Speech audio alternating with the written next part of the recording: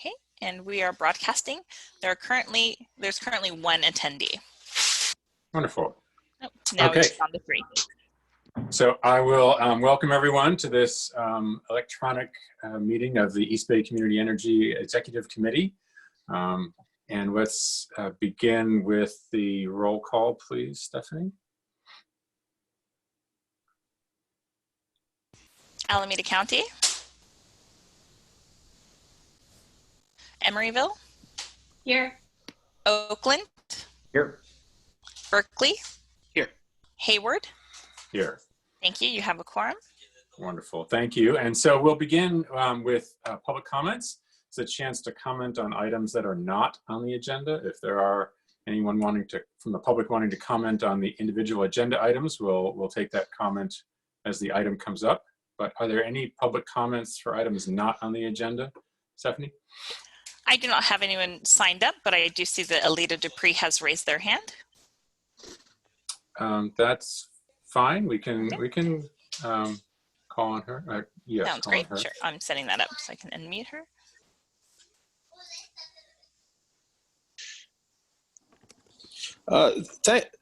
Thank you, Chairperson Mendel. Alita Dupree for the record, she and her.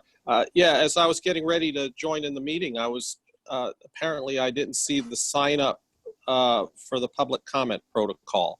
Oh, that's okay. So, and I do like the speaker sign up. I think it's a really great way to help to ensure that people have their places. So I'm going to look for that protocol. Be able to use it if it's there. So this is my first time at the executive committee, but I'm seeing you have a lot of important and interesting things on the agenda. Again, I maintain my interest in EBCE and public power in general, as I mentioned to you before about coming to Oakland. And even though the things didn't look different when I woke up in my room on June 1st of 18, and I knew that something big had happened at midnight, and I was part of something bigger than myself. So as we go forward, as we prepare a new budget, I am asking, even in this crisis, that we continue to be aspirational, to continue to increase our renewables, especially locally developed renewables, because if we can develop our renewables locally, then we don't have to worry about grid constraints, and we can try to reduce the amount of locally generated system power, and we can keep the air cleaner in the neighborhood. So infrastructure is very important in seeing that we're going forward with electric vehicle plans and filing for that, and conservation and demand response and electrification. I ask that we continue the strong work of staying on it, because it's not easy. It's easy to lose hope. I hope that this crisis passes much sooner rather than later, so we can all get back to some semblance of normal. But electricity will always be with us, and I look forward to adding value to the purchase of electricity every day. Thank you. Thank you, and we definitely share those values. Stephanie, are there any other public speakers? There are no other speakers, and if I can remind speakers to please state the location in our service area they're calling from, or if they're an Alameda County resident. Thank you. Right, and thank you for that reminder. And okay, so moving on in the agenda, the next item up is our approval of the minutes from April 24th. Were there any corrections or changes to that? No, I move approval of the minutes as written.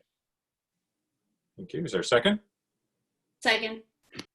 Okay, moved by Director Ergin, seconded by Director Martinez. Roll call vote, please.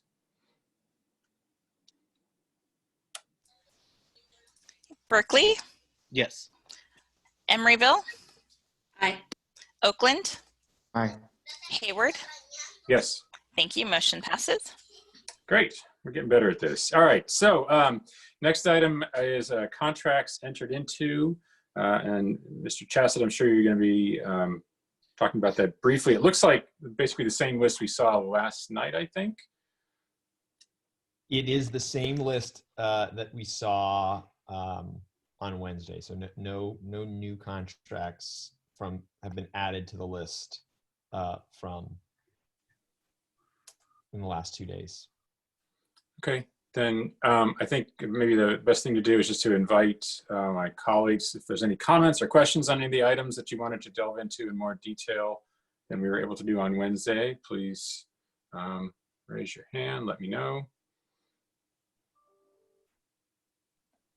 Not seeing anyone jump in. And Stephanie, are there any public speakers on this item? Not have any speakers on this item. Great. Okay, then we will just accept this report. As we said, the same list that we saw on Wednesday. And we can move on to the item 5, which is our legislative and regulatory update. This is another informational item, as are all the items on today's agenda. And I will hand it over to Nick to begin this, or to hand it over to the correct staff person. Yes, Melissa, can we make her a panelist so she can make the presentation?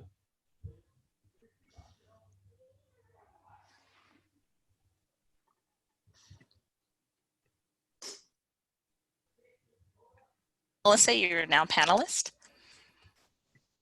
Great, thank you. All right, I was wondering why the Zoom interface looks so different. Yeah. Okay, so I'm gonna first go through a legislative update, and then I'll go through a regulatory update of some of the latest happenings in our regulatory world. First, on the legislative side, Stephanie, I don't know if I can click the slides, or I might just need to say next slide, please. So I say, you know, COVID-19 changes everything. The legislature has completely changed their focus for this legislative session, which is not surprising. I'm sure everybody's governments are kind of doing the same. And so the legislature asked all of its members really to consider not pushing forward legislation this year that wasn't COVID related and wasn't absolutely necessary in this legislative cycle. They also took an extended break during the spring, during the shelter in place. They have both houses have reconvened now in Sacramento, but with very limited, you know, public participation in terms of in-person. And it's really changed both the budget as well as the bills. So I'll go through the bills next, but on this first slide, I'm going through a budget summary for you. Essentially, Governor Newsom did a budget refresh in this month, and he released his updated budget proposal for the next fiscal year. Department of Finance is predicting a deficit of $54.3 billion for the state. And so what we've seen is kind of reductions across the boards, as well as looking at the rainy day fund, and delaying services that don't need to be provided in order to ensure that the state can provide the most critical services with this deep decrease to the budget. One of the things that we are seeing is a $50 million general fund allocation to Cal OES to support measures that could bolster community resiliency. But it's going to be very kind of Cal OES focused. So there may not be as many opportunities as in the Newsom's original budget for the kinds of work that CCAs do. And then the Greenhouse Gas Reduction Fund is another fund that potentially we may have been able to pull some revenues from. And in this case, there's significant revenue uncertainty right now. We're expecting lower auction revenues, which will then reduce funds for programs. Having said that, the administration has been very committed to retaining an allocation to the CEC for EV charging. And in fact, those budget subcommittee hearings are happening. One was yesterday and one is on a Sunday. And so EBCE has been continuing to ask for the CEC to receive those funds. We are hoping to get some funds ourselves through the EVIP application that we filed. So continue, much less revenue to work with, but to the extent that there is revenue available, we're going to continue to push to ensure that our customers have the benefit of that. So in terms of next steps, the Assembly and Senate committees are currently deliberating, and then the full budget committees will release their respective spend plans soon, and the finalized balanced budget has to be voted on and sent to the governor by the 15th of June. So it's a very tight turnaround right now, working with very different budget than everyone expected. Okay, next slide, please. And I just want the record to reflect that Supervisor Haggerty did just join. Welcome, Supervisor Haggerty. Thank you. Evidently, I'm technologically challenged. Okay, so on this next slide, this is just showing you the revised legislative calendar. I think the last time I had given you a calendar, it looked a little bit different. Key things to note here are that the Assembly and Senate are working to move fiscal bills to fiscal committees right now. Those bills have to move to the floor next month, and then the House has to pass the bills introduced in that House before the end of next month. So it's a bit of an accelerated process. There are many fewer legislative committee hearings happening right now. Again, fewer bills, but also the bills that have been referred, instead of being referred to multiple committees, are only being referred to one committee before an appropriations committee. So we're just seeing a much reduced amount of legislation this year. And the final dates did remain the same. The last day for each house to pass bills is still August 31st, and the last day for the governor to sign and veto bills is still September 30th. Very notably, the bills that we were tracking or taking a position on are not getting a hearing due to COVID-19. So those bills have effectively died. Doesn't mean that those bills won't be taken up again next year, reintroduced as new bills. In fact, in some cases, we expect that they will be. But for all purposes, they will have died if they're not getting a hearing this year. Next slide, please. So here's an updated bill tracker. What I did was actually just list the bills that have anything to do with energy that are going forward, since there are so few of them. There's one addition to this list in the Assembly that just received an Assembly hearing that will be on the 28th, so it's not listed. That is SB 350. It's in its second house. So even though it's SB 350, Assembly would be the second house for that.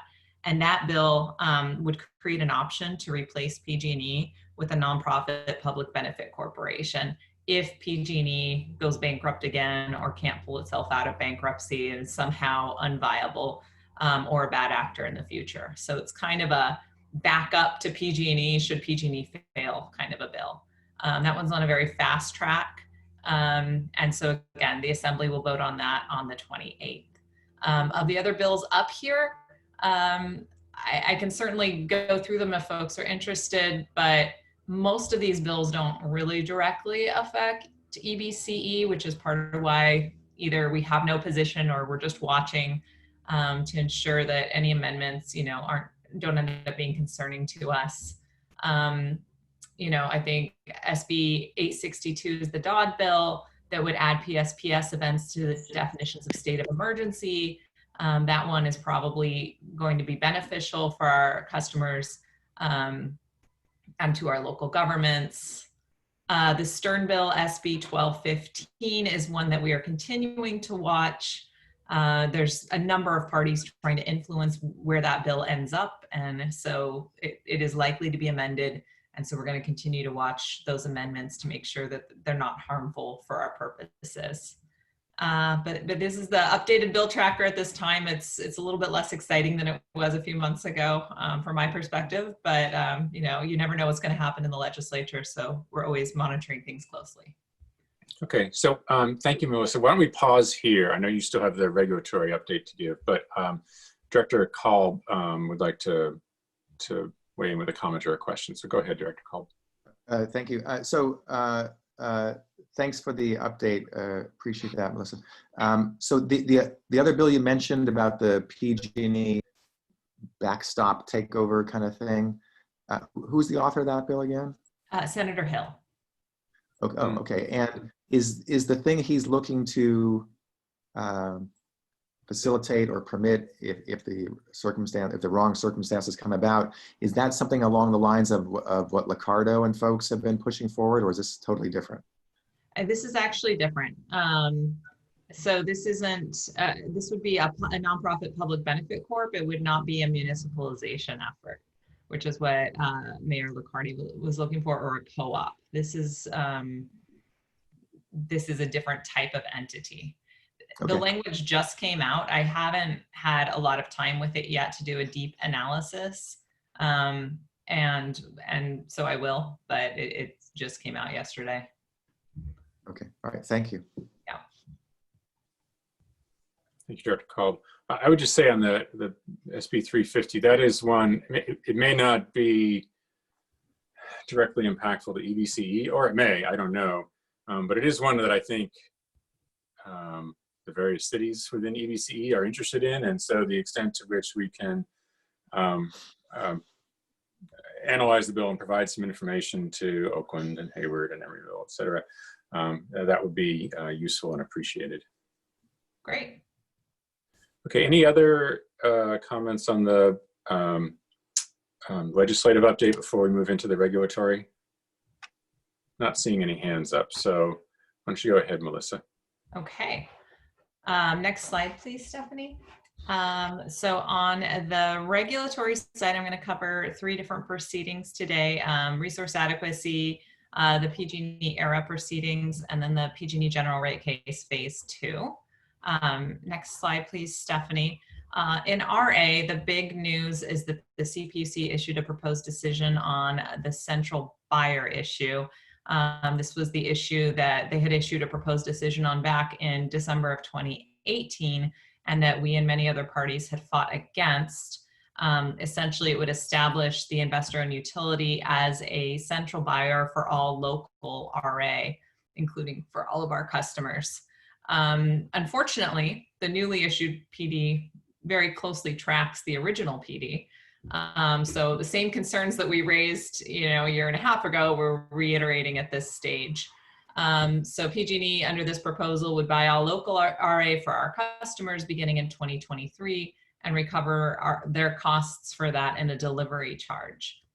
Essentially what that means for us, if we have invested in local RA, we would either have to give that local RA to them for free, we could try to sell it to them at an auction, or we could just keep that value for ourselves, but we can't use it to meet that local RA compliance cost requirement that we have. So these are not great options for us.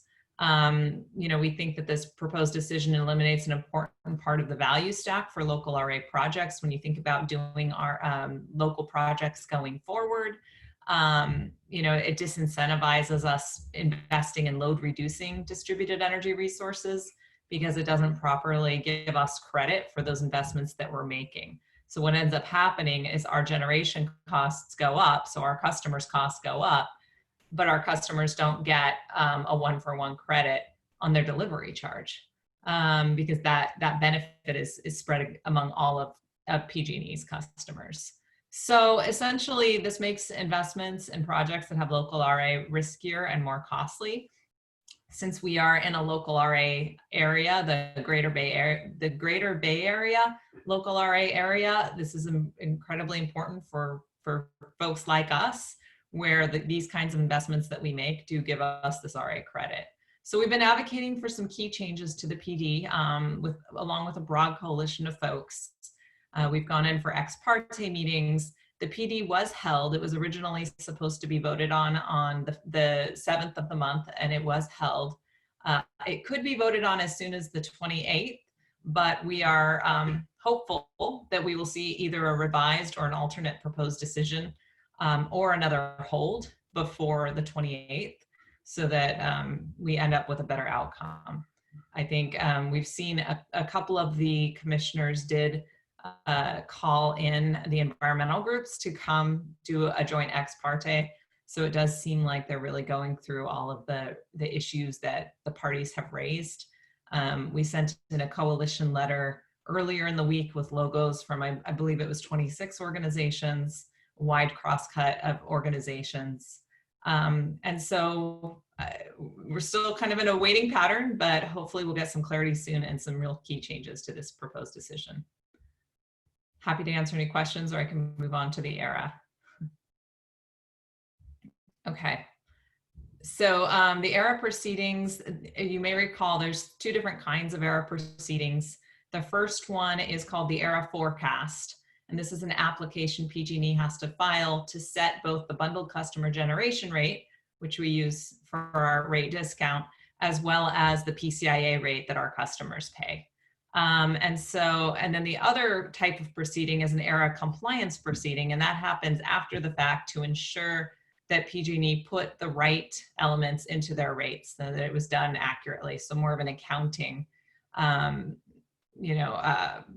if you would.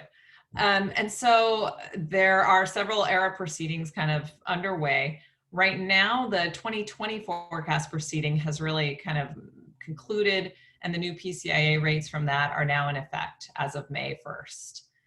You may recall that there was a cap that would temporarily limit increases in the PCIA to 30%. But we also have this threat of a trigger that PG&E could file in the future as early as potentially August or September to increase rates. And that's if we exceed the cap by too much. And then if that trigger application is accepted, then we could get those rates that would be above the cap 60 days thereafter. So we're continuing to monitor, and if the trigger is reached and PG&E does file an application, we will continue our advocacy to ensure that our customers aren't experiencing terrible rate shock. And then we have the 2021 forecast filing that's going to be filed on June 1st.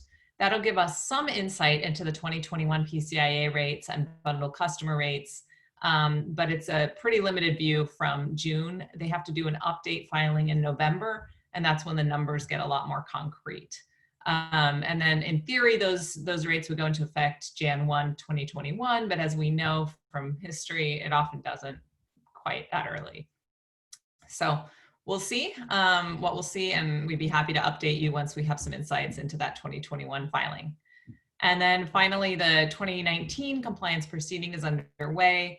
So we're actively engaged in that proceeding, and we have our analysts working to understand, what went into those rates and whether they were accurate and whether the right costs went in.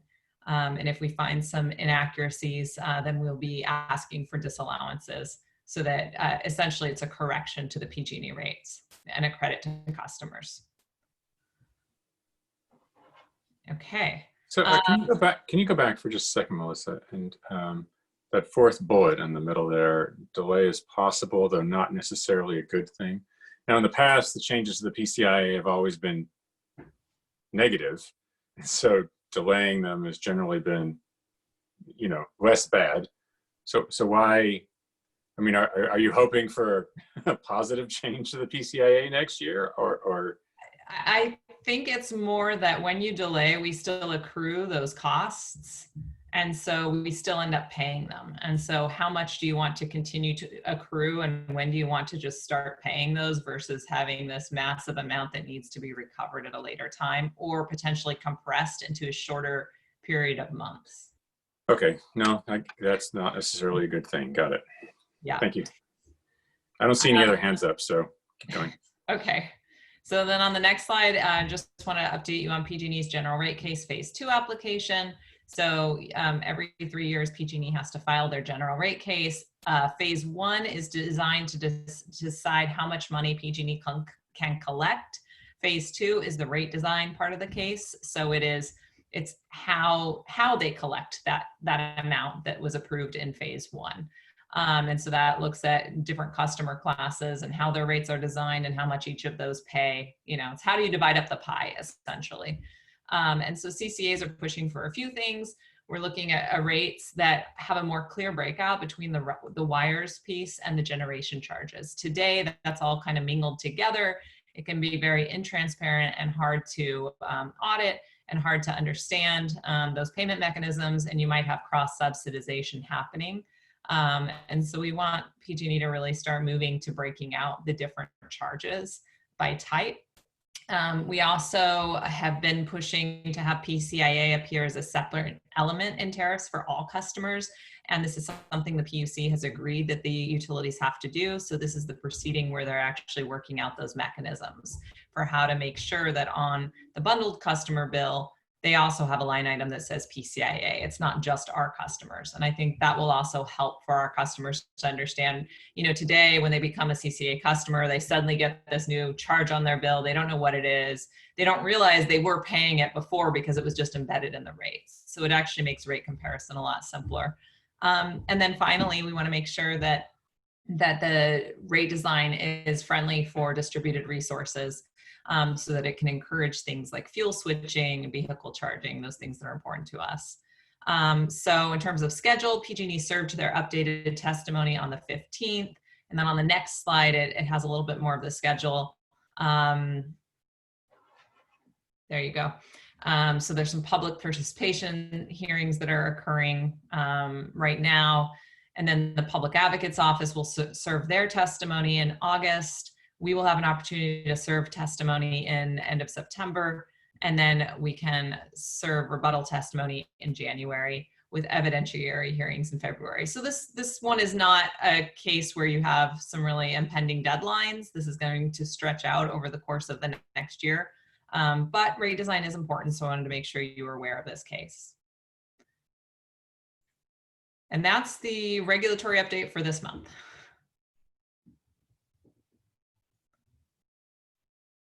Sorry, thank you, Melissa. Director Martinez, go ahead. Thank you, Chair. Melissa, I just had one question. If all ratepayers had the PCIA visible to them on their bills, what would it look like for folks who were who opted out of EBCE? So essentially, they would see a PG&E generation charge, and then they would see a PCIA charge, which is similar to what our EBCE customers see. They see our EBCE charge and they see the PCIA. And so then if you wanted to, you could even just take the PCIA out and compare the generation charges.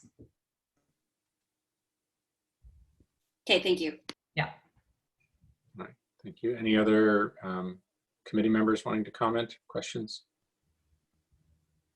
Stephanie, do we have any members of the public who wanted to weigh in on this item? I do not have any speakers for this item. Okay, I don't see any hands up. So thank you, Melissa. I appreciate the presentation. And now we'll move on to item 6, which is the 2021, the FY 2021 budget draft. And we had a very detailed presentation on Wednesday. So I trust we won't be going through in too much detail today, but I'll let our CEO kick the discussion off. Right. Thank you very much. So I do not intend to run through all of these slides. Happy to. We can do it if you'd like me to. I'd be happy to do it again. I got it down, but I also am happy to just move directly to the discussion of the budget. So why don't we leave the slides up, and then as there are questions that may arise about specific items, we can move to the relevant slide. Okay, thank you. So I'm looking for raised hands for those who want to bring up an item for additional discussion. And while I'm waiting for someone to weigh in, I've got one. So we've talked about this a little bit, but maybe we can go into a bit more depth on Brilliant 100, because the proposed budget includes, a suggestion for a 3% increase in the rates there. And I've said a couple times before that, in my opinion, that fundamentally breaks the product. Because the elevator speech, the 10-second explanation for Brilliant 100 has always been 100% greenhouse gas free, same price as PG&E. And so if it's suddenly going to be at a higher price than PG&E, then that is, in my opinion, fundamentally breaking the product and breaking our promise to our customers. And it would be a mistake for us to go down that path. So I think that either we keep the product at the price parity, or we have to eliminate the product and just move on from it, in order to maintain our our trust with our customers. Because I know certainly in Hayward, I've gotten a lot of people who've asked about EBCE in general, and I've always been able to respond, no, you're not paying more. You're either paying less if you have Bright Choice, or the same if you have Brilliant 100. And I'm sure that others have done the same thing in their jurisdictions, and our call centers have done the same thing. And so we can't suddenly make liars out of ourselves by increasing the price. So with that very strongly held opinion, I'd like to invite Nick to comment. I know, because we've had some discussions about how that might be handled and the timing of it, and whether we give customers a chance to opt for a different product, or what that might look like. And so if you want to share your thoughts, and then maybe I'll chime in with some of mine if Yeah, absolutely. So, I think first and foremost, the primary rationale for changing the Brilliant 100 value proposition is not to generate incremental revenue to close, a budget deficit gap. Rather, it's to ensure that Brilliant 100 is priced at a level that we are that we feel like it is going to recoup costs. And as I mentioned on Wednesday, in previous budget years, fiscal years, all products have been positive margin contributors. So if it's okay that one contributes slightly less margin than the other if it advances a public policy goal, but that is not, in our view, the case anymore. And so the primary driver for increasing Brilliant 100 is to close that cost gap. So with that said, your points are well taken, and I think we would expect not insignificant opt down from either whole cities or individual customers, especially now when everyone is that much more price sensitive. So, in terms of strategies, I think one thing that we could further evaluate is changing the power content mix in Brilliant 100. Right now, it's set at a 60-40 split between renewables and carbon-free. 40-60, 40% renewables, 60% carbon-free. I thought it was 50-50, but okay. I think 40-60 is the minimum. Okay. It has been more than that, but 40-60 is the minimum. One way to reduce the cost of the product would be to reduce the quantity of renewables in Brilliant 100 down to the RPS minimum of 33%. So that, I think from the indicatively, we've looked at that, and it doesn't fully close the gap, the cost gap, but it does. It takes a step forward in reducing the forecast price gap. So that's one consideration. I think another thing is, irrespective of whether or not, well, not irrespective. If the board were to choose to change the value proposition of Brilliant 100, we would want to implement it over a longer time frame than we would normally implement a change to our value proposition. So if we were to say implement a 0.5% reduction in the discount on Bright Choice, that would go into effect,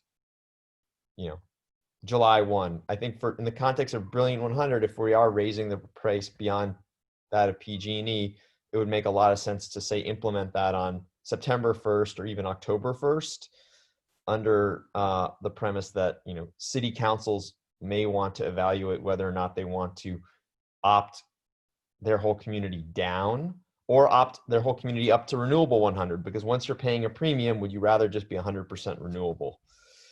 So I think that's an important second consideration. And then a third consideration or thing to consider is, when we look at the price gap, the price versus revenue gap for Brilliant 100, that's all on a forecast basis, right? And it's based on what we forecast renewables to cost, what we forecast carbon-free energy to cost, and what we forecast, our revenues to be.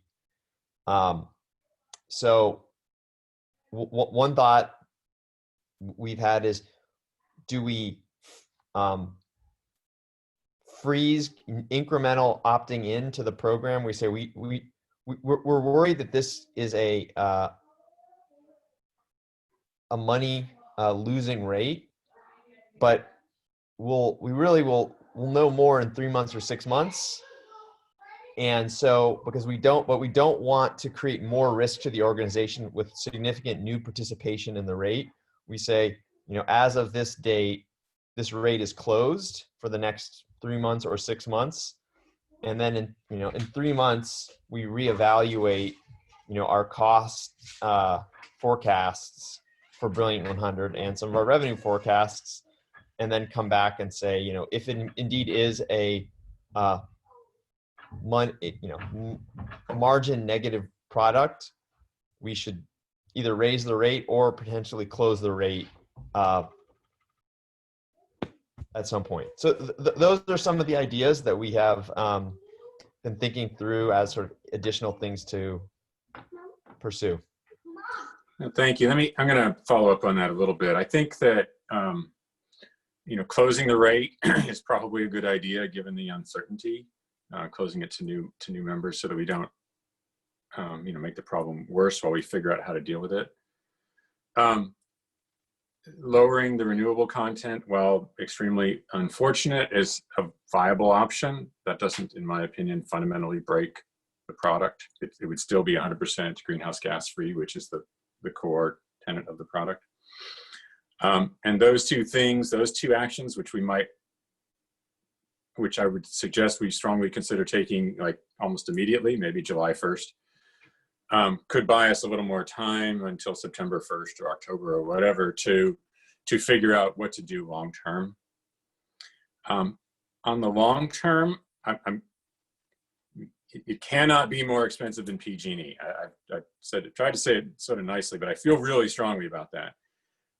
But we do, I think, have the option of creating a new product, call it Carbon Zero, for lack of a better name, that is open to new customers, that is 100% greenhouse gas free or carbon free, and have that be at a premium, right? So that would potentially be a 3% premium, right, following the staff's recommendation. And then on some schedule, either allow the existing Building 100 customers to remain there at a loss, which is probably not tenable long term, or at some sort of date certain say, look, we're gonna push the folks who are in Building 100 to either Bright Choice or Carbon Zero or Renewable 100. We can give individual customers the choice. We can give the cities that opted to choose Building 100 as a default the choice for a new default, and have that be sort of something that takes place in the fall. I think that's sort of a reasonable path, because I do acknowledge the need to, I don't think we want to have a rate that's losing money long term, and we could tolerate that for a short period if we felt it was a temporary thing. If it's just next year and after that we project that it's going to be not losing money anymore, then maybe we consider doing that. But if staff is projecting it's a long-term money loser, then we need to move away from it. But it's how we do that is critical to keeping our promise and not upsetting our customers. So I'm going to pause on that, and I hope some of my colleagues will want to weigh in on that point, because I've done a lot of talking at this meeting and previous ones about it. So I'm curious to see where other people are at on it, if they're willing to comment. Director Martinez. Thank you, Mr. Chair. I actually agree with you that we have a huge marketing problem if we have a product that isn't the way that we sold it when we launched it. I believe my city is one of the cities where we upgraded our municipal accounts to Brilliant 100. And Nick, is hopeful as I might be that cities would opt up if everyone was downgraded. I don't think anyone's going to be opting up for anything in the next 9 months on the city level or ratepayers as well. So I think that's dangerous territory. I'm actually I'm more open to changing the value proposition for the base product, because I think we can do that and still make all the same marketing claims that we set out with. And I'm open to all of the other solutions, including changing and reconsidering the power content mix. Thank you, Director Martinez. Director Arreguín? Thank you. Well, I agree with you, Director Mendel. I do think we're going to have a marketing problem. And my community was actually considering opting up our residential and commercial accounts to Brilliant 100. And I encouraged my colleagues on our city council to hold off on taking action on that, given the economic challenges that many of our constituents are facing, including our businesses. I mean, I'm concerned about businesses that are closing and how that's going to impact our load and on our budget. I know that's something that Nick had provided some analysis of potential impacts in the presentation. But I do think the current public health emergency and the recession I think has really changed the situation. I mean, long term would be good if we had two products. We had a carbon-free product and we had a renewable product. And that I think is ultimately the direction we should go in. I did take note of the power content of some of the other CCAs on slide 24. And I was curious, Mr. Chassett, some of these other agencies have a greater amount of renewable content, or just their total carbon-free content is greater. How are they able to procure more renewables and still have their budgets balanced compared to our agency? What trade-offs are they making? Yeah, one second. Let me just close the door here. Sorry. Okay. Yeah, so I think a couple things. I think in some cases, timing is really important. So I think specifically if you think about Silicon Valley, SVCE, and PCE that are maintaining these higher discounts, 4 and 5%, with higher levels of renewable, or in Silicon Valley's case, 100% carbon free. They all started somewhere a year to a year and a half before we did. And so they were able to capture an incremental year and a half of very favorable PCIA, low PCIA, high rate revenues. And so they've built they were built on a base of a lot more net revenue. And so, they just had more money to use to allocate to pay for clean energy. I know, for instance, in some case, I think a lot of the conversations, we've had are being had at other CCAs. And so they're all considering similar steps. As an example, San Jose, 45 and 41, what recall that they accepted the nuclear allocation. So I think part of the rationale for them keeping their carbon-free content high is, they're taking the nuclear allocation. I see.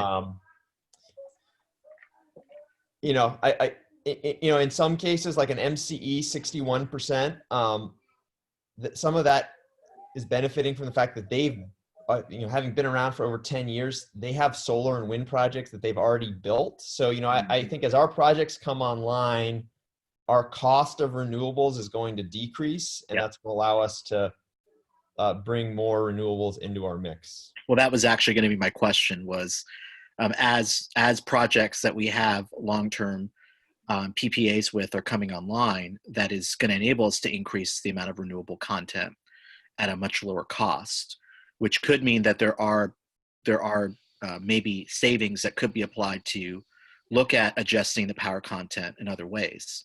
So, but I think for the next year or two, we're in a very shaky situation. I had a question around slide 34. If we can go to that, whoever is.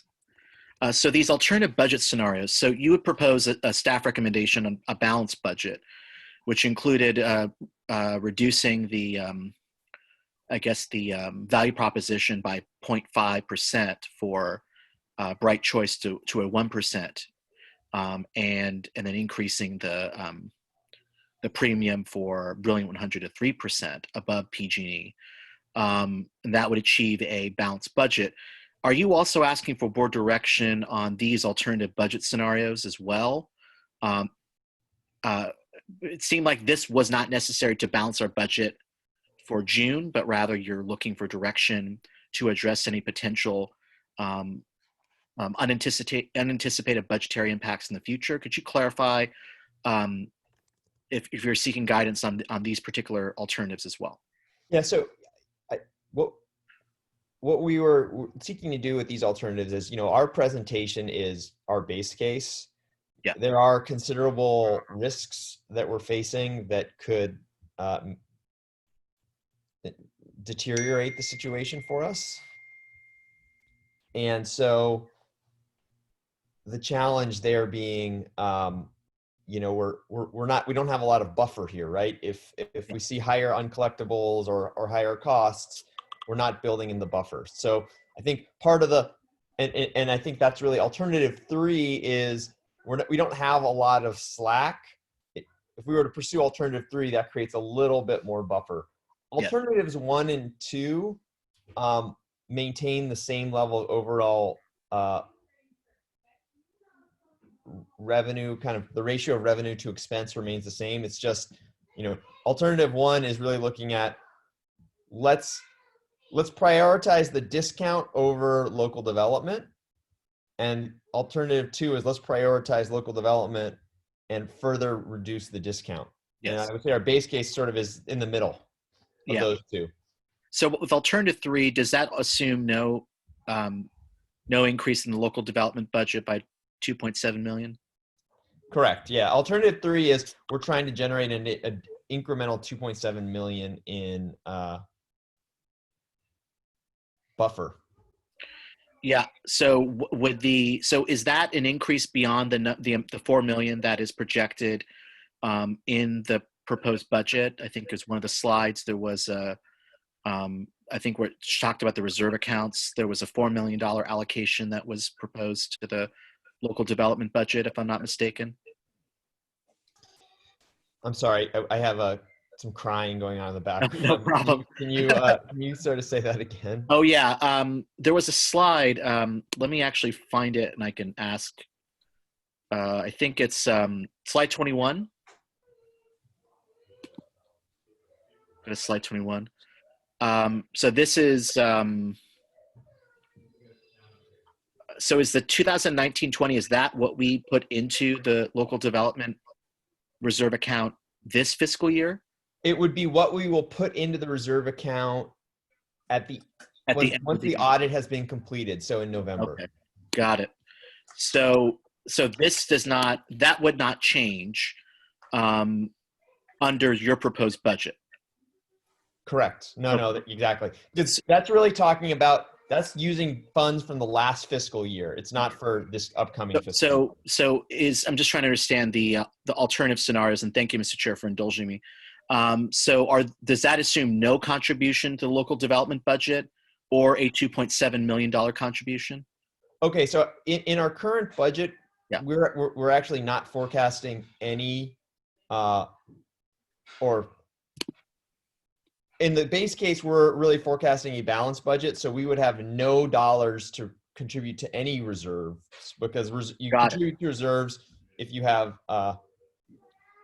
net margin. Yes. And we would be projecting no net margin. So, what if you had $900,000, you'd run it through the reserve waterfall. Okay. Now, let's just say So guess that's in addition to the 4 million that we're going to put in. Can I just clarify something? Yeah, go ahead, Howard. The budget scenario may not have been entirely clear. Okay. Numbers are related to local development overhead expenses, which are in the budget line items, as opposed to this slide, which is really related to reserve allocation. Where's that? Was that on one of the slides? I didn't see that. Yeah. So if you go to, let me try to track down the exact slide, but it's one of the earlier slides. Oh, I see. Item 14 or slide 14. Yeah, so it's related to slide 14, but it's also summarized in, if you go to slide 2 or 3, you can see local development funding under general administrative. So that's the budget line item related to local development. Yeah. So Jesse, it would be if you have $6.57 million that is being proposed for local development. Scenario 3 or alternative 3 would reduce that by 2.7 million. Got it. Thank you. And what that would do is that would flow through as a an increase, a net increase in our position by 2.7 million. So you're creating 2.7 million more of buffer to deal with the fluctuations we're going to see in sales and revenue and expenses. Okay, that makes sense. So Mr. Chasset, you would be seeking guidance from the board when we adopt the budget in June on one of these alternative scenarios as well? No, I think what we're really looking for is, our proposal is the base case. And so I think that the feedback we're looking for is, do we continue with the base case as presented, or do you feel we should pursue one of those alternative scenarios? Yeah, I'll just say for the record, I'm a very strong proponent for our local development program, but I'm actually very concerned about the potential impacts of COVID-19 on our budget. People opting out, people not paying their bills, businesses closing and losing accounts. And so I think it is important to make sure we have an adequate contingency. And we do have a reserve. I mean, that is what a reserve is for. But I just think it's important that we hedge that somehow. So I just wanted to raise that. Those are all my questions. Thank you. Thank you, Director Arreguín. Director Haggerty. Thank you.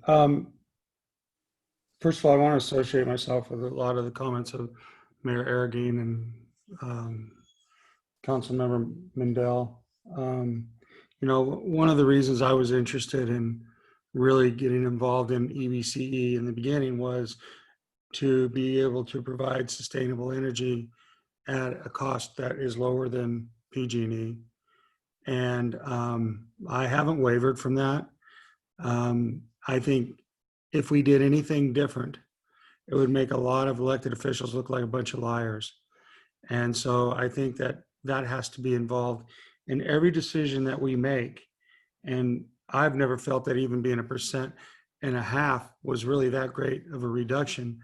I always hoped that we could have done better. So to go any direction other than reducing costs to the ratepayer, I won't be supportive. I think that, you look at the budget and you look at the local development business plan. I would just say that I don't think that, we are of age where we have a lot of meat on the bone when it comes to staff. I think we'll need to be mindful of salaries moving forward. But I think that, we're probably pretty lean there. And I think that the local development plan is probably something that we are going to need to look at. It doesn't mean that we can't do everything, or it doesn't mean we can't do anything, but it doesn't mean we can't do everything. And quite frankly, there's a lot of people, as Mayor Arreguín had noted, that aren't paying their bills now. And that is going to be of value to some of our lower income and even minority customers. So there is some value in what we're doing. But I just think that, you know, we took a vote, and I know Director Rendell wasn't happy about it on the nuclear. You know, it was a hard vote. It was just a hard vote. Maybe harder for some than others.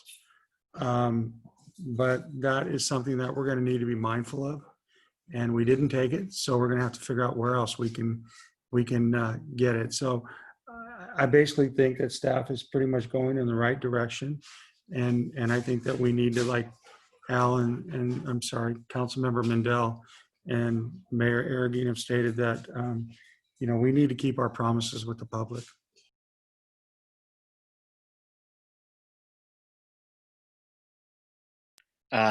Mr. Chair, so just to follow up on Supervisor Haggerty's point, yeah, I really think if there's anything we're going to look at in order to mitigate the impact of reducing the value proposition, it is looking at our local development budget. And it's hard for me to say that, but that is where we do have some discretion and flexibility.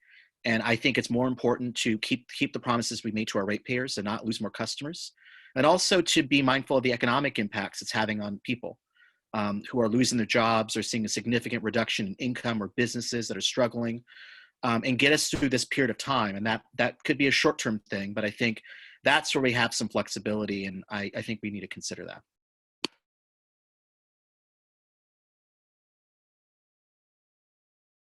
that. Mr. Chair, you're muted. Yeah, I was muted. Thank you, Director Arreguín. Director Kolb. Oh, there we go. Okay, thank you. So I just wanted some clarification. So if I understand what I heard presented was a few different things. Could you go back up to the alternate slide with those 3 different alternates on there, staff?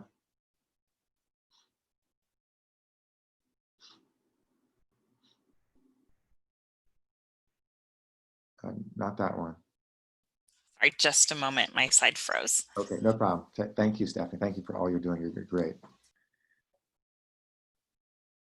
So while it's coming up, so there's the proposal as part of the overall budget to have our base rate, Bright Choice, go from 1.5% discount to a 1% discount, still a discount.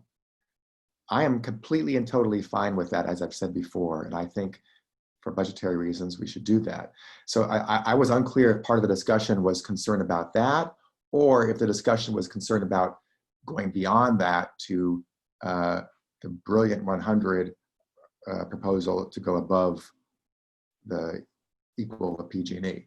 And that, the idea of going above PG&E for Brilliant 100, I think is a valid debate to have, and I share the concerns people are, I'm willing to consider it, but I share the concerns people are articulating. If that proposal was what people were most concerned about, I would concur it's a valid concern to have, and we should have that robust discussion. And you know, if enough board members are uneasy with it, we should take it off the table and figure out what else to do. But I definitely think we should go from 1.5 to 1. The question then is, in these alternatives,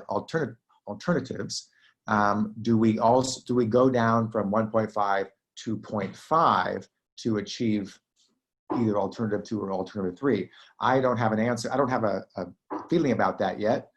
But again, there should be a robust discussion among most of the board members to give you, Nick and your team, a sense as to what we're comfortable doing, so you know prior to the June meeting what to include or not include, and what other additional options we may need to have to facilitate our comfort levels.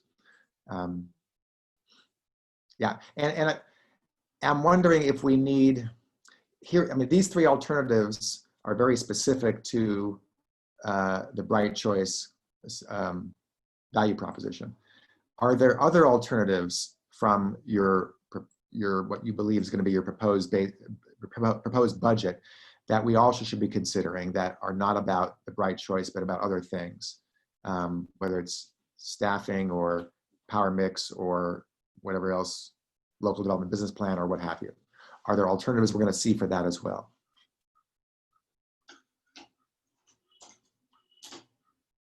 That's a question. So that's a question to. I had my hand raised. I wasn't sure whether you wanted me to wait. Go ahead. Go ahead. See, Nick. Okay. Yeah, that's helpful. I don't believe there really are. I mean, these are, from our perspective, the major alternatives, unless the board wanted to take some additional action on the power mix front that's different than what we approved.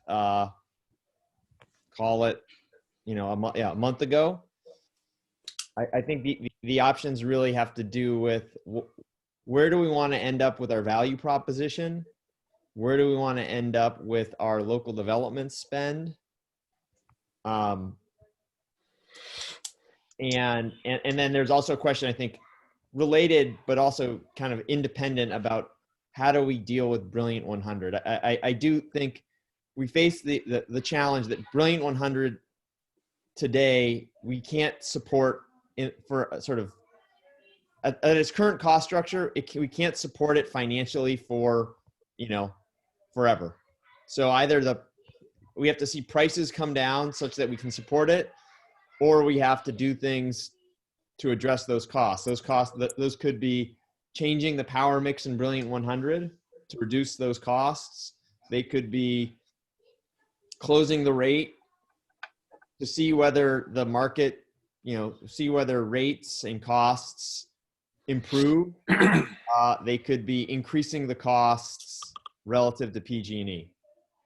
In terms of what to present for the board, I think perhaps the way to really crystallize the decision point is to lay out, I would there's 4 options for the board, or 3 options for the board to take for the general budget, really for Bright Choice. And there's maybe 2 options or 3 options to take as it pertains to Brilliant 100. And then the board can debate and select which of those options they prefer. And so I think that the Bright Choice options are kind of articulated here. It's, relative levels of discount, and those relative levels of discount interplay with the amount of local development budget we have. That's one category. And then Brilliant 100 category is, as I described, it's raising the price, it's changing the power mix, it's closing the product to wait and gather more information. And those are the options. So we ruled out a PCIA strike, is that it? We unfortunately, we don't collect the PCIA, and so we can't be like the Oakland A's and stop paying our rent. All right, thank you. Thank you, Director Kolb. That's still to be debated.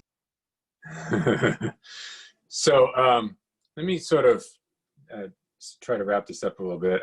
I want to thank all my colleagues for sort of echoing the comments on the Brilliant 100 promise. Whether we keep the product or not long term, I understand isn't question, but I appreciate that.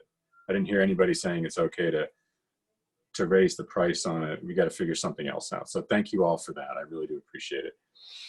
And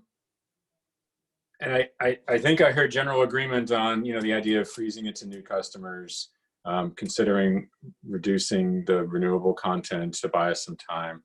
And then I wish I didn't hear anybody objecting.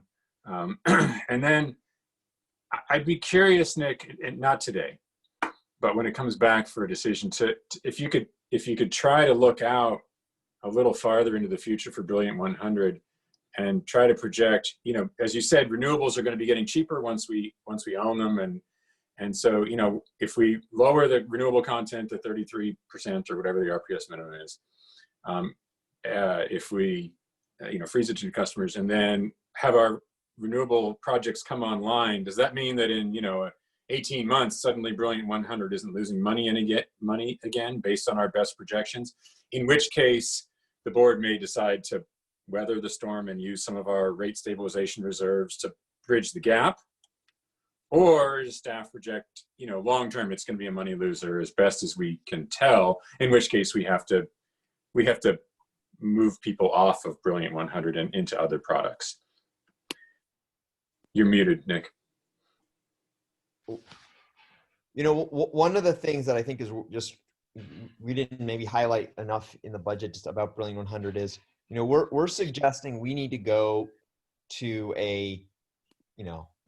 our baseline is a discount of 1.5%, perhaps reducing it from 1.5 to even 1% at a power content where, yes, we're going to be 39.5% renewable and, 10 or 15% large hydro, but the gap between Bright Choice and Brilliant 100 is much bigger now because we're not purchasing large hydro for Bright Choice.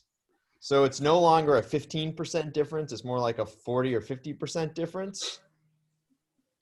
And that's part of the effect of not taking the nuclear allocation is, if you took the nuclear allocation, you could allocate it to Brilliant 100 as an example and be 100% carbon free at no significant incremental cost. But so the board has not done that for this year. That's obviously something the board could revisit in the future for 2021 and beyond. But for this year, that's not the case. So I think it further magnifies the fact that there is much more than a 1 or 1.5% cost difference between the two rates. Yes, in the future, I would say probably in the next 18 to 24 months, I don't see the trends getting to the point where there will be a huge difference. If anything, we will see Bright Choice renewable content go up as we're seeing our renewables costs go down. But that maybe is from 39.5 to 50% or 55%. Bright Choice Brilliant 100 still has to be 100% carbon free. And so there's still quite a big gap between the two. Okay. And then two other quick comments on the local development business plan. Director Arreguín, you were talking about, the need, not the desire, but perhaps the need to reduce that budget. And I wonder if, we have a local development business plan reserve, and I wonder if one of the ways to maintain the spending level, but to reduce the amount of our annual budget that's going towards it, is to use some of the local development business plan reserves to maintain that level for some period of time. There's $8.5 million in the reserve, so I'd be more inclined to use 2.7 million out of that to maintain the spending level, but still save 2.7 million in the budget to provide some buffer, as you indicated earlier, Nick, in case of financial uncertainty, fiscal uncertainty. So I'm assuming that's an option, and there's nothing that precludes us from doing that. That's right. I mean, we have, I think we typically have looked at the reserve not as a sort of source for sort of one-time expenses, but more as a strategic opportunity to make investments that are going to sort of we will recoup over time. So one idea that we've been doing a lot of work is fleet electrification, and could basically those funds be used to lend to a city to buy a fleet of EVs, and then they pay us back over time. But I mean, ideally in a cash flush situation, when we have plenty of money, I mean, yeah, I would look at it that way too. In a cash challenge situation, I'd say better to use the reserves to maintain our spending. So I personally would like to see that as an option presented to the board if we're considering reducing the budget allocation. So, Jason Bartlett here, finance manager of EVC. Go ahead, Jason. Just a quick comment on that I would like to make. Starting my video, excuse me. And that is that another consideration with our reserve fund is with our credit rating. We're kind of trying to bolster it so that we can reach some of the metrics required for the credit rating. And one of the things that they have informed us about in an unofficial capacity is that removing money from the reserves is not considered to be a beneficial movement from a financial standpoint in terms of credit rating review. So that is one consideration that I think we should consider. Absolutely. If that's a decision we make. Fully acknowledge that, and we're looking at bad options here, and so none of them are great, but it is good to point that out. And then the last point I don't want to make, Director Haggerty, you pointed out that you said I was frustrated or whatever by the nuclear discussion. Actually, I thought that discussion went really well, and I was proud of the board for the way we deliberated on it. I didn't agree with the final vote, but I'm not angry at anyone. I hold no ill will. It didn't damage any of our relationships. I didn't say you were angry. Clear. No, you didn't. Sorry if I got that wrong, but I just want to make it clear I'm not upset at anyone, and I thought we did a really good job of deliberating a difficult issue, and like I said, I was proud of the board for that. Okay, Scott or Director Haggerty, go ahead.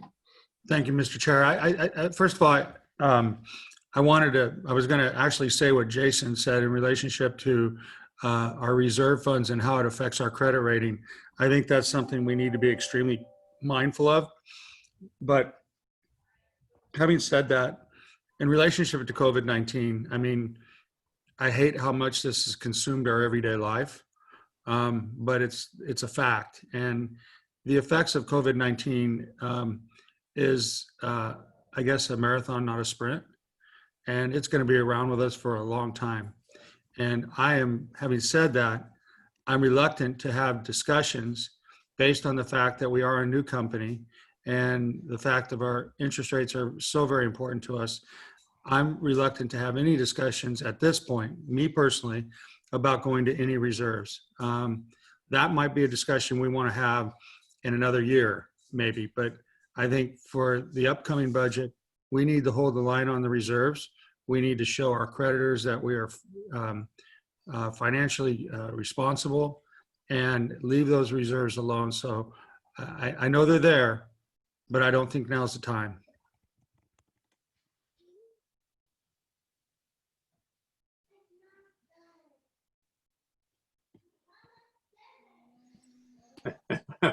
All right, thank you, Director Haggerty. That's good points. I don't see any other hands raised. Stephanie, do we have any members of the public who wanted to weigh in on this item?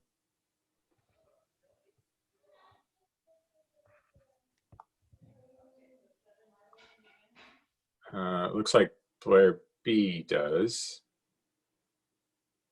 Stephanie, are you there? Can't hear you if you are. Sorry, I was muted. I am not showing anyone signed up, and I just wanted to remind speakers to please use the public speaker sign-up form, which is available on our main public meetings page, as well as the page for this meeting. It's directly above the Zoom join link. But I do have Blair Beekman with his hand up. So let's go ahead and let Blair speak then. Hi, thank you. I forgot to fill out a card. I'm very sorry. That's okay. Thank you. A very, very informative topic. I was late for today's meeting. I'm going to have to review it on video. It's really nice to be learning about this stuff. I'm from San Jose, where they will be using nuclear power. You guys are not. You're making the attempts to not to, and I thank you very much for that. One of my questions from all the meetings this week, that was a great set of meetings I felt, was it was mentioned that you have a liquidation process for some nuclear power from the Northwest compared to selling off PG&E nuclear power. Is there a difference between selling off nuclear power and a liquidation of nuclear power processes? And it was a good meeting yesterday. You had one of your meeting titles. I can't remember its title, but I politely mentioned that in your budgetary decisions right now. Thank you for mentioning local sources as a way to think about income. And I have real reservations about PG&E and real fears about their whole economic model. And, you know, that's partly why we're in this space we're currently in with this COVID-19, basically. And we all understand that. And as a local energy company, you know, we have to hustle this time to figure out exactly how do we not work that way. And I thank yourselves. I can feel that you guys are trying to look for good options after a really difficult nuclear hydro deal with PG&E. And I feel that, you know, we're all trying to make the efforts. What can we do to not be like PG&E? And that's what I tried to say yesterday. And my own personal feeling is that I really like the to work in deflationary terms and not inflationary. And I wish you luck. You're trying to figure how to work with that, and I wish you luck in that area. And I guess that's about all. If I want to be able to ask questions from now on, I hope I can ask them here, and maybe they can be answered in emails afterwards. And yeah, if just for topics to think about, and what I've been learning from your public meetings, and just thank you very much for the process and what you're working on. Thank you. I appreciate the input. Any other public comments, Stephanie? There are no other speakers. Okay. All right. Thank you. Thank you all. It was a good discussion. Nick, hopefully it helped to provide some direction, and we look forward to those alternatives and options coming back to the full board in June for decisions. So moving on, the next item is the Integrated Resource Plan update. Yet another informational item. Nick? You're muted. There you go. Yep. So 1 second.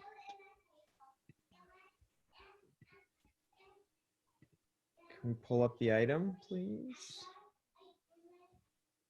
Marie, do we have Marie on? Yes, I'm here.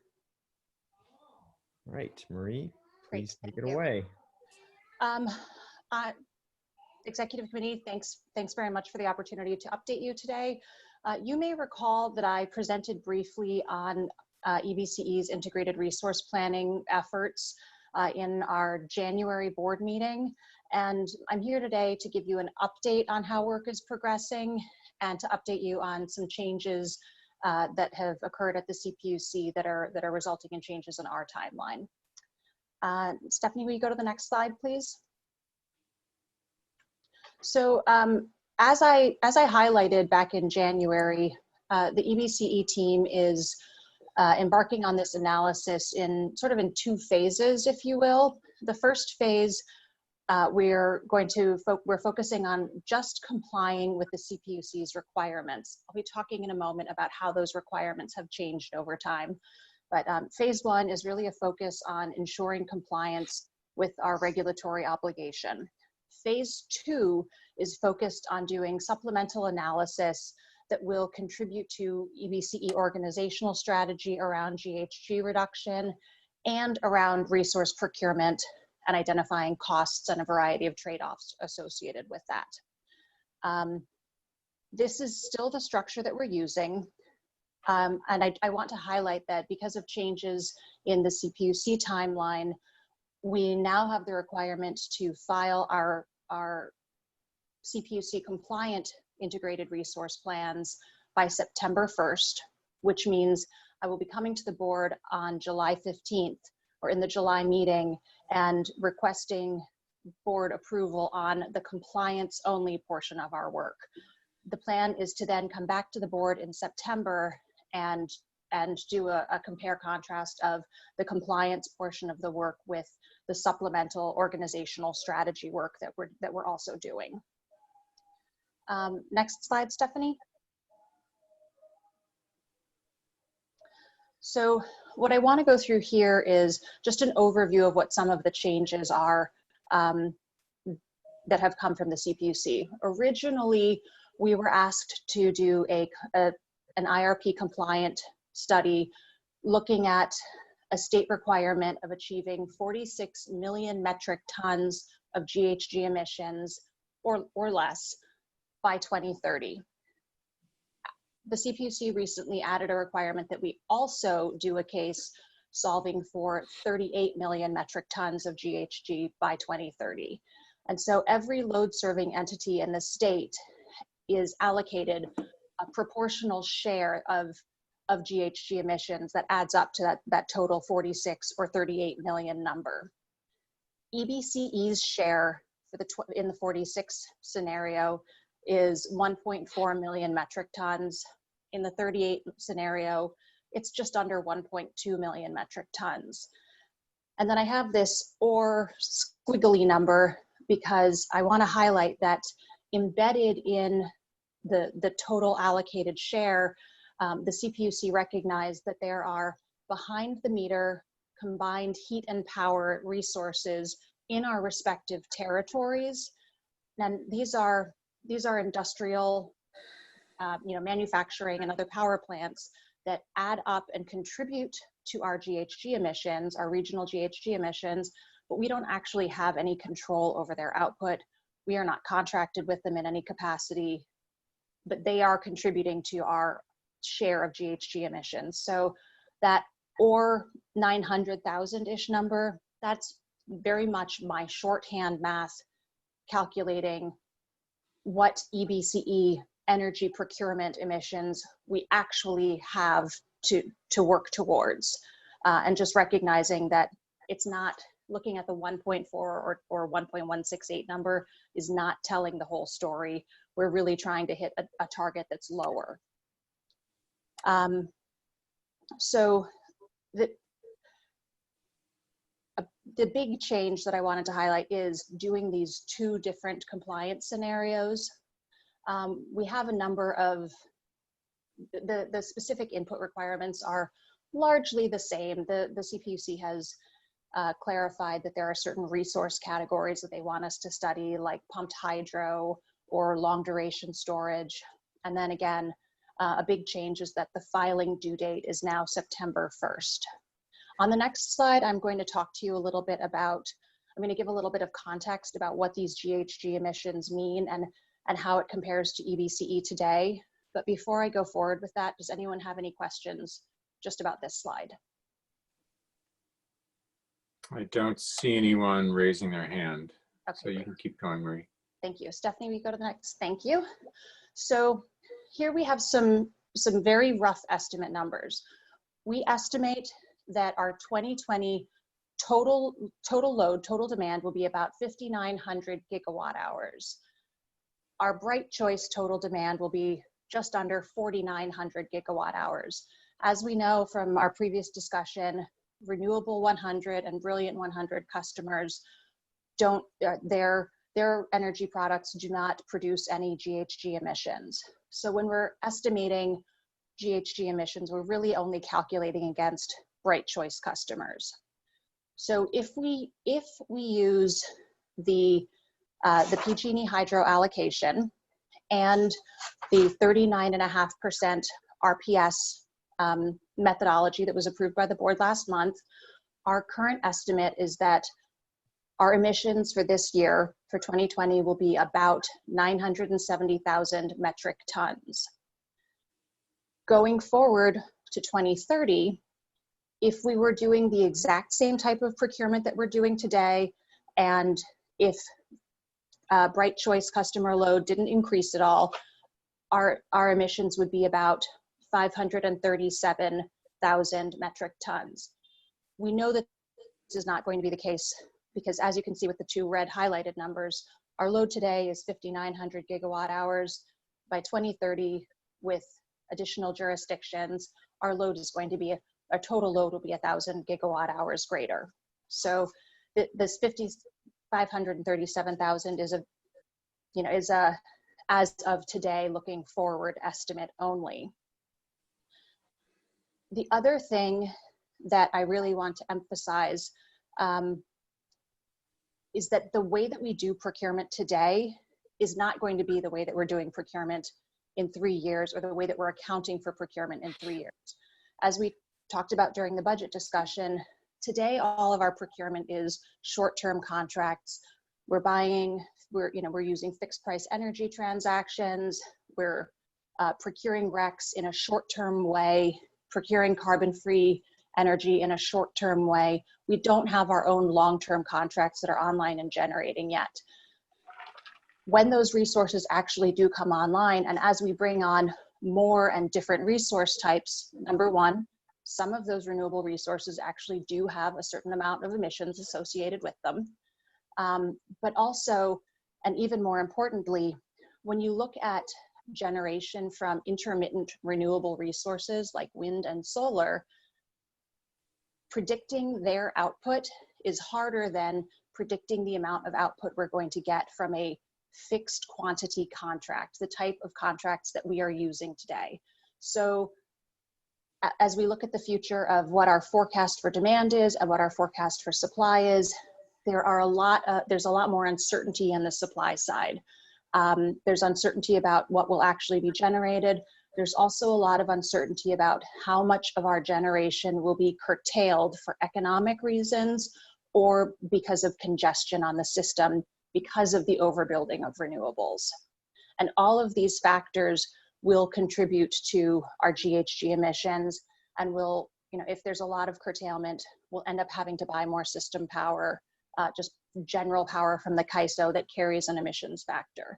So we can do some very shorthand estimates of, simplified scenarios. If we're at 6,900 megawatts of load, and if our Bright Choice customers are still about 83% of our customer demand, we would be around 560,000 metric tons of emissions just from our actual energy production. But even that number is, it's a rough estimate, and it doesn't account for all of the risks associated with the way that the energy market clears. So I really wanted to highlight the uncertainties in making any certain comparisons at this point.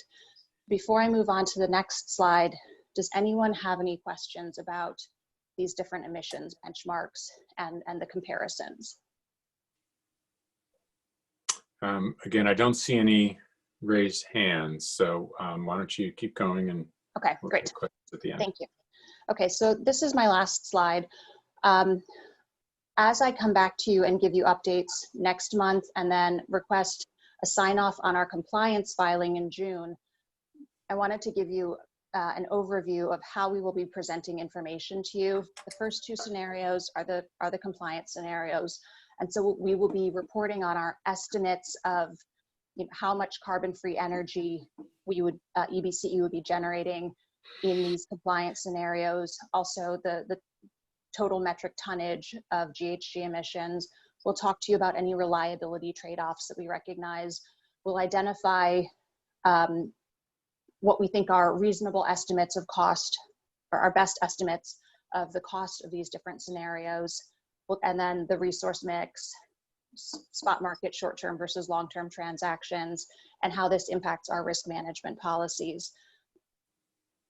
Just the first two columns will be filled out in mid-July when I ask you to sign off on our compliance filing. In September, we will have done supplemental analysis, and we will have filled out the third column and be able to explain the trade-offs between if we go just the compliance approach versus if EBCE sets more aggressive targets. An example of which would be something we've been sort of batting around internally, and that's the idea of trying to be 90.5% GHG free by 2024 or 2025. So we will recommend first what our EBCE staff recommends as a more aggressive GHG reduction target, and then we will also go through these key evaluation metrics and explain how they relate to, or how they compare to the compliance metrics. That's really everything I wanted to go through with you today. Really just set you up with where we are in the process, what the framework is that we'll be presenting to you. Do you have any questions about that? Thank you, Marie. Director Martinez? Thank you, Chair. Marie, I don't have any questions about the presentation. I was just wondering if there's any movement on behalf of CCAs to file their IRPs together to give them all a little more flexibility in procurement. I'm going to answer that question as I think I understand it and sort of restate it back to you. All load serving entities in California have to file individual IRPs by September 1st. So that's a regulatory requirement. EBCE is part of a group of CCAs that have been embarking on an analysis together. Yes. It doesn't necessarily translate to procurement. It's really more of a study process and demonstrating that the CCAs are able to do long-term resource planning together, not necessarily under the thumb of the CPUC. So where are we at in that analysis process is my question then. We've made it a good portion of the way through the 46 million metric ton analysis and have not quite embarked on the 38 million metric ton yet. Great, thank you. Would love to hear an update on that when you do. Okay. Thank you, Director Martinez. Anyone else want to weigh in? So I will just comment, well, Director Arreguín first. Sure, thank you. Yeah, I'm going to be particularly interested in sort of the third scenario that you had talked about, not only how we're sort of meeting the sort of the mandated benchmarks, but how we can look at establishing on a longer term horizon a greater GHG-free goal. I know this is something we've talked about here at the Executive Committee, particularly in response to I think, what was it, 2018, when we set the power content for Bright Choice and Brilliant 100. So I'm assuming that looking at scenario 3 will also give us some indicator, relative indicator of what the cost differential will be compared to some of these other scenarios. Yes, that is correct. Yeah. So I just want to say I'm really looking forward to that analysis, and I appreciate staff looking at a much more robust GHG-free goal. I think that's the direction we should be moving in. And as sort of I had mentioned previously regarding the budget discussion around the different power content options, we may want to look at moving towards one GHG-free option and one renewable option. I think as we're making adjustments to the power content of the very different choices, and also modifying the value proposition, I think it does raise the question long term: what is our portfolio going to look like? And to the extent, I know that's something Mr. Chassa and I've talked a lot about, to the extent we can move more aggressively on a more short-term horizon to increase the amount of renewable content. I'm very interested in seeing what that planning looks like and how we can achieve that. So thank you. Thank you, Director Arreguín. CEO Chassa? Yes. A couple things. I think when we think about the three scenarios, one of the things that we're actively kind of considering as we think about that third scenario is in the Public Utilities Commission proceeding, there were actually 3 greenhouse gas emissions kind of pathways that were put forward. Only 2 of those were adopted by the PUC. So there's a third one, which was preferred by a lot of environmental groups, which is, I believe, 33 million metric tons. So, I think from our perspective, that reflects sort of a good place to focus kind of the stretch goal. One of the sort of challenges that we have when we think about the way our current thinking about carbon free versus the way it's going is right now we do annualized carbon free accounting. Doesn't matter what hour the energy, or sort of we say we use this much in the year, this much electricity, and we bought this many megawatt hours of carbon free. The IRP is looking at it hour by hour by hour. And so as you can imagine, it's much more difficult to get to deep levels of carbon reduction for every load serving entity if you have to do it in every hour. And so I think that's that's why you won't see us bring forward a 100% carbon-free by 2030 portfolio, because it might, in a sense, it might constitute that from the perspective under our current carbon accounting, but under the PUC's carbon accounting, which is an hourly accounting, that would be, an entirely kind of technology infeasible approach, given our size. There is not enough storage to be able to generate clean electrons at 2 a.m., 3 a.m., 4 a.m. in January on the system. And so I think that's just something that I wanted to sort of to say, just because in terms of expectation setting, but there's also very aggressive pathways. And I think the 33 million metric tons is generally recognized by all major environmental groups in California as their preferred pathway. And so I think that's a good place for us to do some additional analysis and sort of look at what are the costs of that. Thank you. So I have a comment, which is that, or a confession perhaps, I've always been a little fuzzy on the IRP process, what it means, what it commits us to versus is it just for instance, here's what we could do. I tried to pay attention, but if I'm still fuzzy on it, I think we've got a lot of new board members who haven't even gone through this process before. And so when it comes to the full board, I would encourage you to add a couple more contextual slides for me and the 6 or 7 new folks who haven't gone through this before, just to help us understand, is this you asked us, you said in the last slide that we're gonna have to sign off on that at the next meeting. So what does that mean exactly? Does it mean that we're committing to a specific set of actions, or just sort of acknowledging an option for achieving certain results? So I would say this is where the challenge with the PUC jurisdiction and CCA jurisdiction comes in. We have to file a compliant plan. And that compliant plan shows how we would procure to the 2 greenhouse gas emissions scenarios. And it includes what is the type of resource mix that you would procure to get there. It doesn't say what specific projects you must procure, but it's this much wind, this much solar, this much large hydro, this much base energy storage. And that's that. So what you're committing to is, we're going to procure this much wind, this much solar, this much energy storage to meet our 2030 obligations. But it doesn't mean you choose much more than that, and that's part of.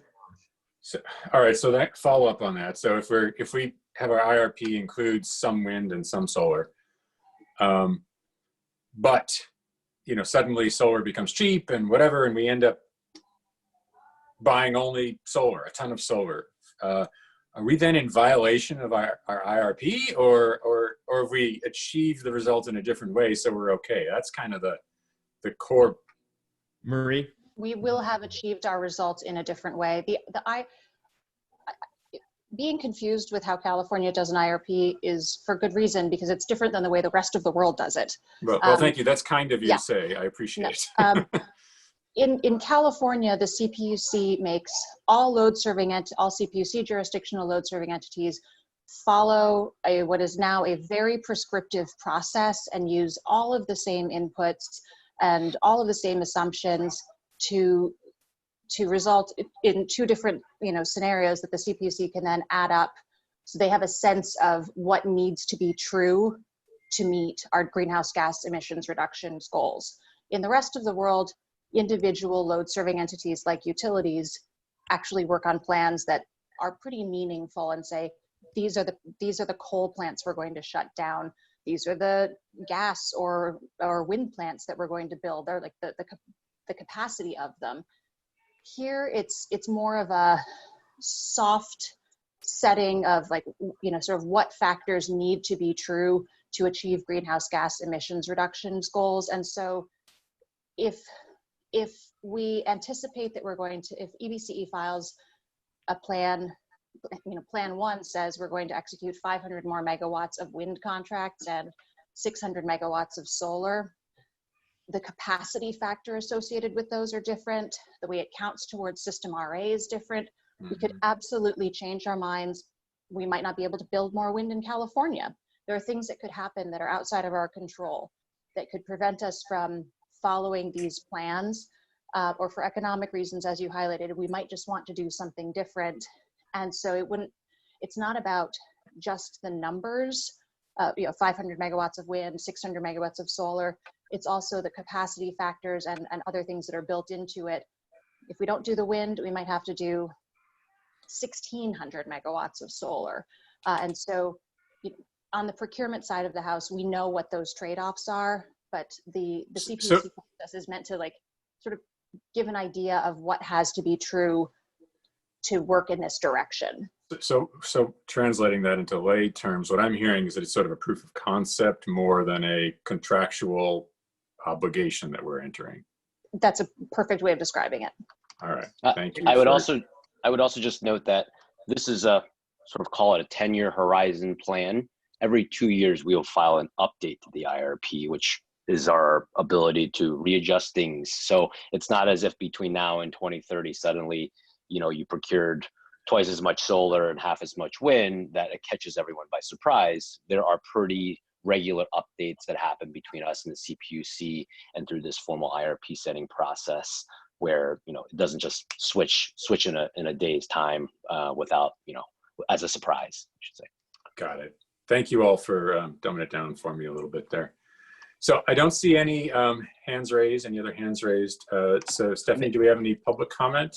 I'm sorry, may I make one more comment? Sorry, I didn't virtually raise my hand. But just on time frame, and apologies if some of this was noted already. I actually lost my internet connection in the middle, but the filing due date is September 1. And as I understand it, August, we typically don't have a board meeting as sort of a recess month. And so I do just want to give you all the heads up that means July sort of is the last board meeting that we could bring forth something to the board with a near final sort of draft IRP document for approval. And so just want to give you that heads up to expect that in July.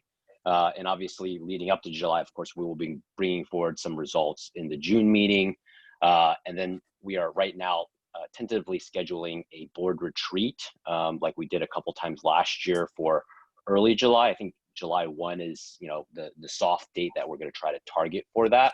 And so at that meeting, we'll talk a little bit about IRP, but also just more in general in terms of what it means to bring on some renewable intermittent resources, how we manage that, some of the risks associated with the operational aspects of it. So that may inform a little bit of how we'll build a portfolio in terms of a long-term plan.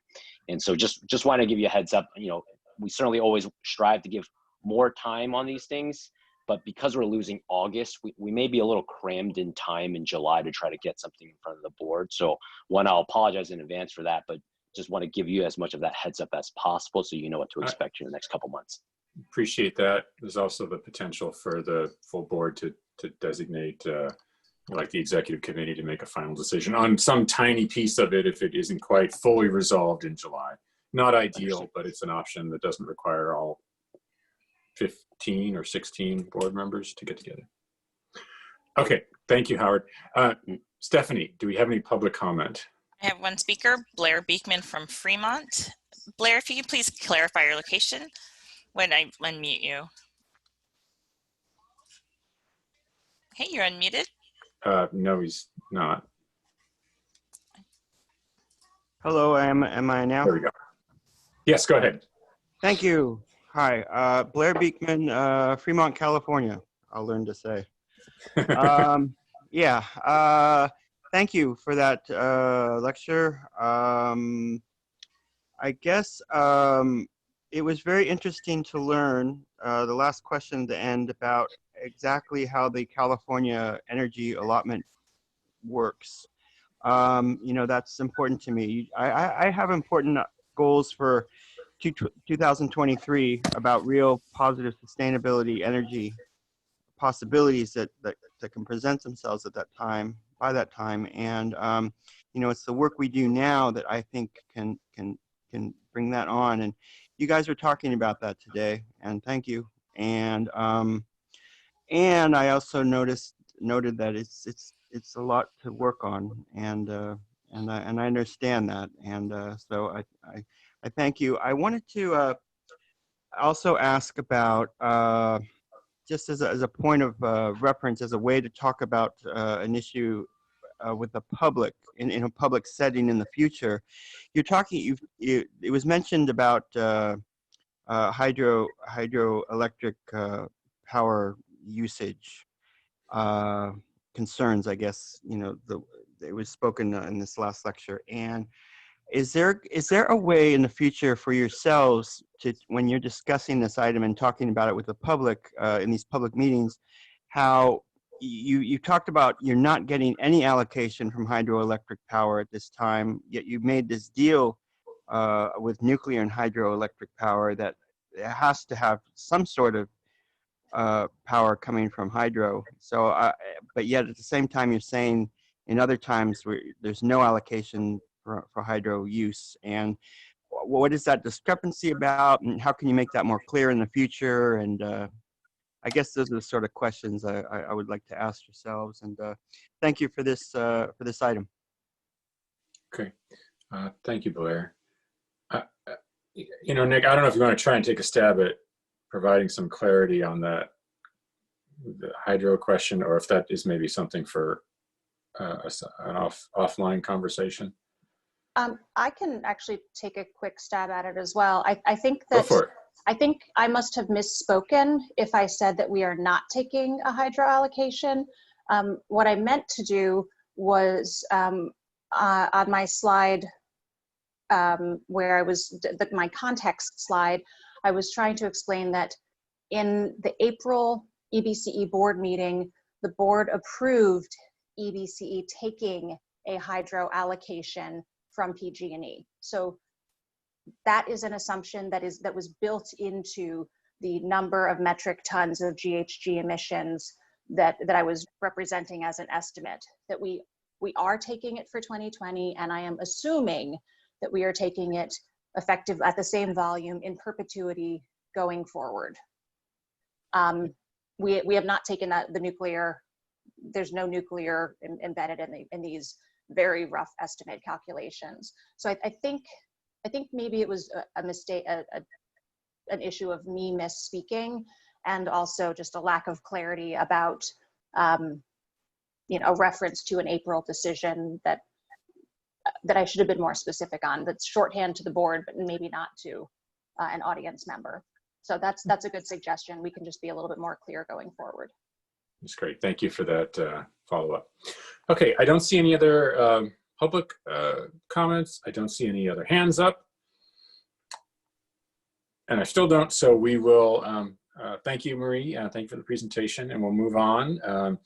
The committee member and staff announcements, including requests to place items on future board agendas. I don't have the option to raise my hand as the host, but may I have a moment to remind attendees about the public comment process? Yes, of course, go ahead. Perfect. So the public speaker form is available on our website at ebce.org on the public meetings main page. It's also posted to the meeting page directly above the Zoom join link. We ask that all attendees please sign up at least 30 minutes prior to the item. If you're unable to, please sign up prior to the board going to public comment to that item. And thank you for that. And I was pretty accepting of folks not following that policy today, but you know, we should all be starting to get used to this now, and especially for folks who are frequent commenters, I would ask that you try to remember that for next time. No harm done, but we'll appreciate it for the future meetings. Thank you, Chair. Thank you for the reminder. Anyone else want to weigh in? I don't see anyone. So thank you all. Good discussion, good presentations. We are adjourned. Thank you. Thank you.